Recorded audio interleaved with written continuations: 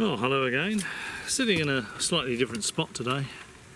43 degrees centigrade it is today, so I'm sitting in the shade rather than a little bit further down the stairs where it's where the sun would be beating down on me. I don't know whether you can see me, to be honest. There's a LCD screen on this camera here, but I can barely see it. It's still pretty bright out here. This is Australia after all. Anyway, I've made a few notes with regard to what's happening in the exciting science fiction world of recovered alien spacecraft. It appears to be all happening at the moment. So we have Sean Kirkpatrick, of course, who resigned from Arrow, was the boss of Arrow. And there's an article in Scientific American. I don't know whether it's a statement as such, but he tells us why he resigned. And Scientific American, of course, is a real publication. It has credibility. It's not like Nexus magazine, you know, some sort of kiddie comic full of science fiction stories. So Sean Kirkpatrick said that he resigned for the reasons that I said in the previous video, or the one before that. I said he would have packed it in because he's fed up with all the bullshit, and obviously he's written it in a very professional way, but that's what he says. He says the science fiction stories are coming from all these people that have been peddling this nonsense for years.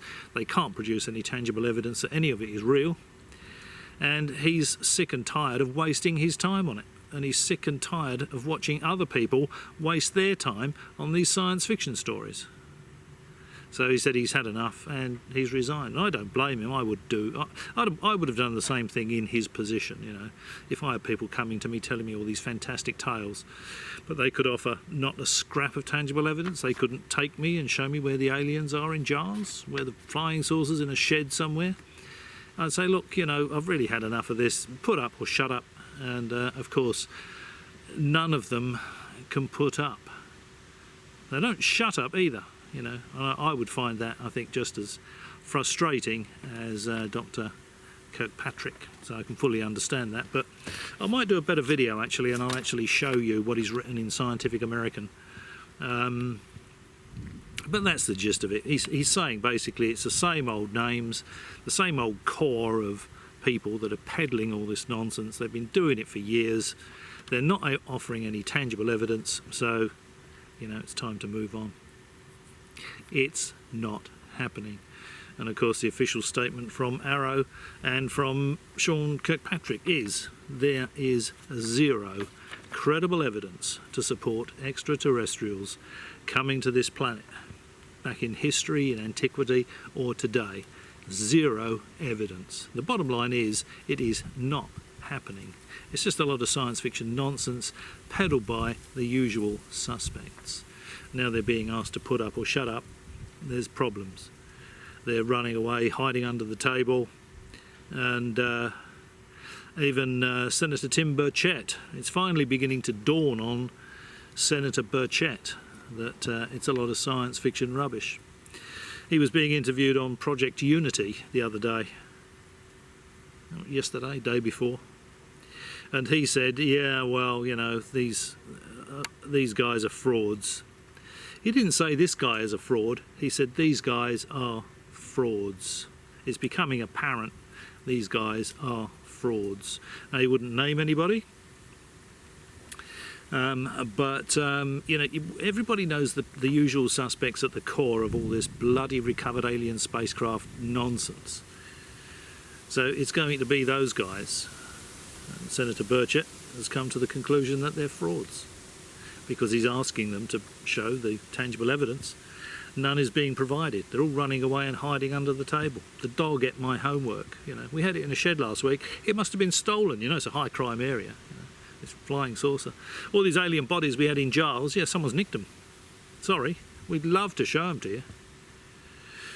So I think and hope that Senator Burchett is going to keep pushing along with Mace, Luna and the other guy, I can never remember his name, and actually name and shame these people. Name and shame them. I don't know about you. I mean, someone suggested it could be Jeremy Corbell, but I mean, Burchett did thank Corbell at the hearing. Maybe it's dawned on him that Corbell is, you know, a Piffle-Peddler. But he's not talking about one person. He's talking about a number of people. You know, these guys are frauds, is what he said. So, I don't know about you, but every time I see Jeremy Corbell, he's got that crazy staring look, hasn't he? It looks to me like someone's shoved an umbrella up his backside and then opened it. He's always got that sort of expression on his face, hasn't he? You know, Jeremy Corbell. But he's pushing any old bloody rubbish, and he will quite aggressively attack people that tell him it's a load of rubbish. You know, it's a chip on the glass. You know, it's a mylar balloon. You know, and he just doesn't want to know. He's a fanboy. It's ET. He's making his money out of it, and that's another thing Senator Burchett said. He said a lot of them are making good money out of this, and Senator Burchett said, "I'm not making any money out of it." But these people are. It's a business, you know, they're making money out of it. So it's beginning to dawn on Senator Burchett that that's what it's all about. It's just a lot of science fiction rubbish, predominantly for generating cash. And one of the stories, someone was saying the other day, Whitley Strieber was taken aboard this alien spacecraft, you know, he wrote Communion. And he said he was in the control room and he thought about stealing the alien spacecraft. Now, have you ever heard anything quite so ludicrous? I mean, it's all written in English, is it? All the controls written in English, and they're designed to be manipulated by people with, you know, fingers. Yes. And they're going to let someone that they brought aboard under duress roam around on the flight deck. Complete and utter rubbish.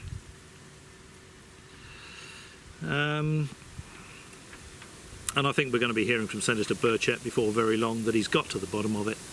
He's going to name and shame, and he's going to say there really is nothing to it. The other thing I was watching the other day was some professor of religious studies or something on Joe Rogan. And she was saying that about 10 years ago, her and Gary Nolan were taken out to New Mexico. They were then sort of blindfolded and driven out into the desert for about an hour or 40 minutes, depending on which interview you listen to. She did one with Lex Fridman, where it was 40 minutes, I think. And there were apparently 7 crashed alien spacecraft in New Mexico. And then 3 years later, 2 or 3 years later, she did the same interview with Joe Rogan. This time it only took 40 minutes to get there, and there were only 4 crashed alien spacecraft. Now, normally these stories are the other way round, aren't they? Normally it starts off with 4, you know, then it's 5, then it's 7. But no, the first time she went there was only 4, there was 7, crashed UFOs, alien spacecraft. And then she was shown the debris, right? Second time she was interviewed, sometime later, there was only 4.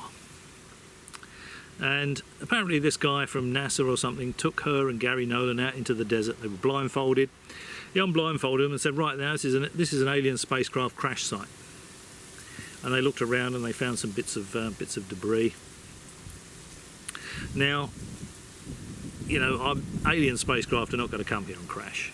How many missile tests would have been in New Mexico? You know, White Sands and all that. It's going to be covered in debris from missile tests. So just take them out. They show them a bit of debris. You know, I mean, they're PhDs. They're educated people, but they're not. Doesn't mean they're not gullible. Doesn't mean that they're not fans of the subject and they want it to be true, just like the dimwits do. You know. And she said the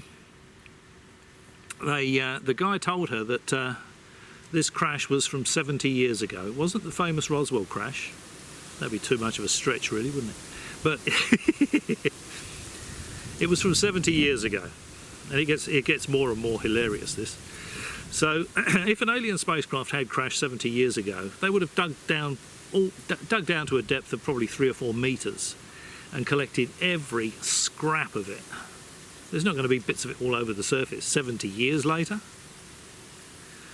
And she said that to disguise it, what they'd done is they took a truckload of tin cans out there and spread those all over the floor so they would rot and degrade into the ground, and it would camouflage the debris. Now personally, I think that's completely and utterly ridiculous. I think it's ludicrous. You just get some earth moving gear out, scoop it all up, dig down to a depth of, a few metres, take all the topsoil away. And then just sift through it. Every scrap would be collected, and then you go and put the soil back. There would not be one scrap. You wouldn't put cans out there to hide it. You've got hikers going through the desert, they're not going to take any notice of a bit of debris. They're going to see it all over the place because of the missile tests, Big pile of cans, truckload of cans, they're going to say, oh, what's this? We'll start poking around. Completely and utterly ridiculous. And this woman, I can't remember her name, but she was saying she used a bit of the Roswell stuff, She said, oh yeah, I picked up this thing and I scrunched it up and it unscrunched in my hand. And I thought, well, if there's debris all over the place, it's not doing a very, very good job of unscrunching, is it? And she said that Gary Nolan had taken a lot of the debris back with him for analysis. Now, apparently Gary Nolan says that's complete nonsense, it never happened. And he never saw this material unscrunching. So we're getting the UFO fanboys now, and fan women, arguing amongst themselves. Some trying to talk it up, some not, some saying, wait a minute, that's rubbish, that never happened. So Gary Nolan is saying that never happened. And it's beginning to occur to the dimmest of dimwits that alien spacecraft are not going to come here and crash. And they asked this guy from NASA, why would an alien spacecraft fly through the galaxy? The technology would be unimaginable to us. Why would it get here and crash? And he said, well, they don't think they crash. They think they're donations.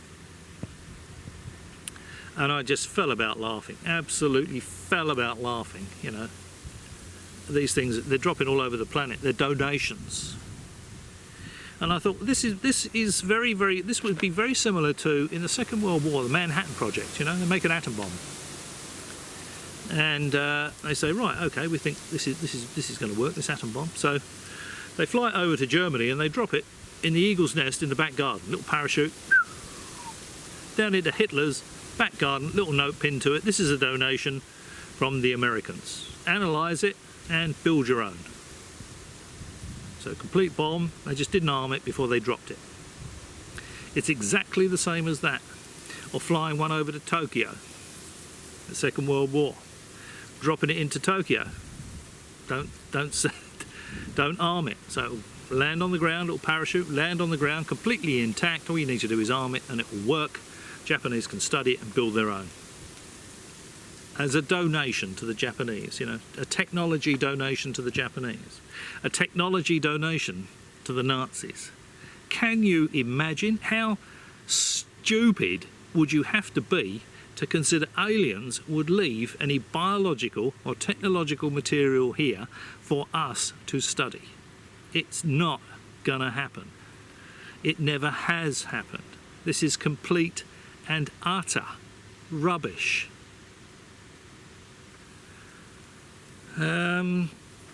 Also, with Gary Nolan, he's a fanboy. We still haven't heard the results of his sphere. Remember Ross Coulthard in Texas with the big sphere rolling around on the ground on its own, because it was in an old house, and of course the shape of the ground changes summer to winter, as it's wet and dry, so the floor tilts and the ball rolls around.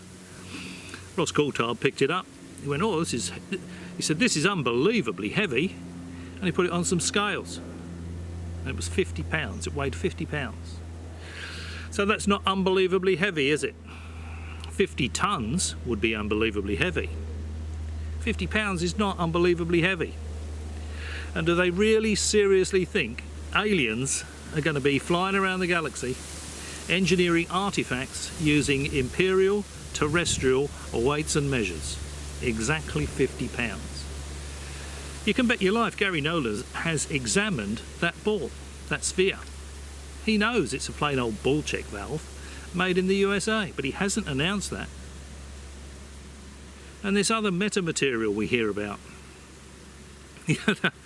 Now, with a provenance like this, now this is the bismuth stuff. It's been doing the rounds for years. This was anonymously given, this material was anonymously given to Hal Puthoff. Now, with a provenance like that, how could it not be part of an alien spacecraft, eh? So Puthoff gave it to Bigelow. Bigelow gave it to Linda Moulton Howe. Linda Moulton Howe said, I've got a piece of alien spacecraft here, I'm going to get it analysed. You know, a friend of mine's got a lab, we're going to analyse it, and I'll tell you what the results are. I'll confirm that it's part of an alien spacecraft. When the analysis came back, this is the layered bismuth material, this is referred to as metamaterial by a lot of these bloody science fiction Piffle-Peddlers. Layered bismuth and magnesium, I think it is something like that. And it came back as terrestrial industrial waste from a lead purification process. I can't remember what the process is called. I should have made a note of it and written it down, but it's plain old terrestrial industrial waste from a lead purification process. Now, because it came back as plain old terrestrial industrial waste, Linda Moulton Howe would not publish the results. She didn't want to tell everybody that it was just plain old terrestrial industrial waste. If it wasn't extraterrestrial, she wasn't going to tell you about it. And that's what these people are like. You know, they will distort the facts. They will hide the truth because they want you to follow their narrative. And that Leslie Keane said exactly the same thing in that interview. You know, she left most of it out because she wanted people to follow the ET narrative, and if she'd left all the other information in, it would have gone the other way. So for reasons best known to themselves, probably because they're selling books, you know, and they're doing talks and they're making a good living out of it, they're trying to keep this recovered alien spacecraft visiting ET bloody rubbish alive, when in fact it's complete and utter rubbish. ET's never been here. ET is not coming here now. And I was watching this guy, I'd only heard about this fella recently, and apparently he's having regular interactions with aliens, and he said, oh yeah, NASA come to see me, they know it's happening, that's why they come to see me. Now NASA NASA does have a department that looks into, you know, unusual stuff, stuff that could potentially be ET. And it may very well be true that they sent somebody round to see him. So, well, you know, this guy reckons he's seeing aliens on a regular basis, go round and see him and see if he can introduce you to one. Pretty obvious, isn't it? And of course he can't. He never has, you know, he'll never be able to, because it's science fiction rubbish. And that professor, the woman professor of religious studies, she was saying, oh yeah, well back in antiquity, you know, people didn't describe angels as, you know, like humanoid white wings. They were sort of described sort of alien-like, you know, not little greys, but they weren't described as human in form. And I thought, yeah, well, you know, the same thing with demons. And of course there's no such thing as angels and demons. You know, you can go and see pharaohs, dead pharaohs, mummies in museums, can't you? They've been dead for thousands of years. You can go and see them, the real thing, in a museum in Egypt. You can't go and see a demon or an angel laid out in a museum anywhere, can you? Never in the course of human history has anyone put an angel or a demon on display. It's all rubbish. There's no angels, there's no demons. I'm sure the aliens are out there, but I'm equally as sure that they've never been here. As I said in one of the previous videos, you know, we're right out in the boondocks here, in this spiral arm. To actually get here will be incredibly difficult, you know, if you're not in a science fiction film. There are so many challenges to overcome to fly between stars that are light years apart. It'll be very, very difficult. It's not happening. It's science fiction rubbish. And as far as disclosure goes, as I've always said, there's nothing to disclose. There's not going to be disclosure this year, next year, the year after that, etc, etc, etc, etc, because there's nothing to disclose. They're not coming here. They've never been here. The big announcement telling everybody that ET has been discovered will be made by SETI or it will be made by JWST or its successors. They're going to find ET out in the galaxy. Do I think ET is out there? Certainly. Do I think ET is flying around the galaxy? No, I really don't. I think it's a very hard thing to do. It's not just a case of, as Tom DeLonge found out, it's not just a case of a couple of guys saying, we know how to do this, all we need is money. And then he finds out that, he gets money and these guys just run away and they disappear because they can't build a spaceship, because it's complete and utter nonsense. I saw Travis Taylor being interviewed the other day. Someone asked him about Eric Davis. Eric Davis is quite is a name that's been in this ET rubbish for years, if not decades. He was a part of the TTSA. He was one of the guys that told Tom DeLonge, yeah, we can build a starship.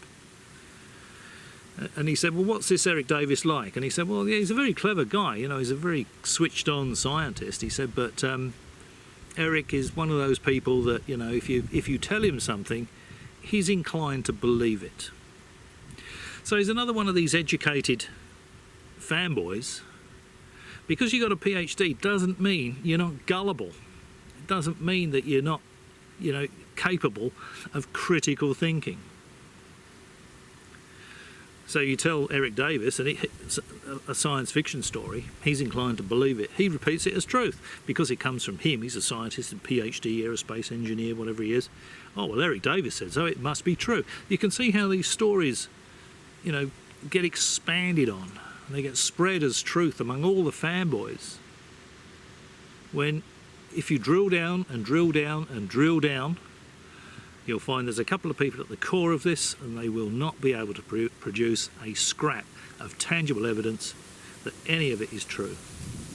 As I said in the previous video, Tim Burchett, I think he's going to keep going, I hope. And let's just hope that he subpoenas people. Who told you? Okay, we'll subpoena them. Who told you? Subpoena them. Drill down and drill down and drill down to the core of this science fiction rubbish. Say, right, okay, where is the tangible evidence? Where's the aliens in jars? Where are the alien spacecraft? That's what needs to happen. So there we go. If I'm proved wrong, so be it, but I'm really not expecting to be. As I said, this is, 43, 44 degrees today. Had a bushfire over there a little while ago. The helicopters going over, it was like a Vietnam War movie. They go over here so low, you can actually hear the rotor blades hissing. You hear that when they go over? Not just the waka waka waka waka, but you can actually hear the hissing of the air ripping across the blades. That's how low they come across here. But looks like they put the fire out, or the smoke's cleared, and it's back to blazing sunshine, relentless blue sky. And hopefully the wind has not been making too much of an issue. I think that's it. I think I covered everything I wanted to talk about, but just keep an eye on it, because it is all falling apart at the seams. Send it to Burchett, saying they're all frauds.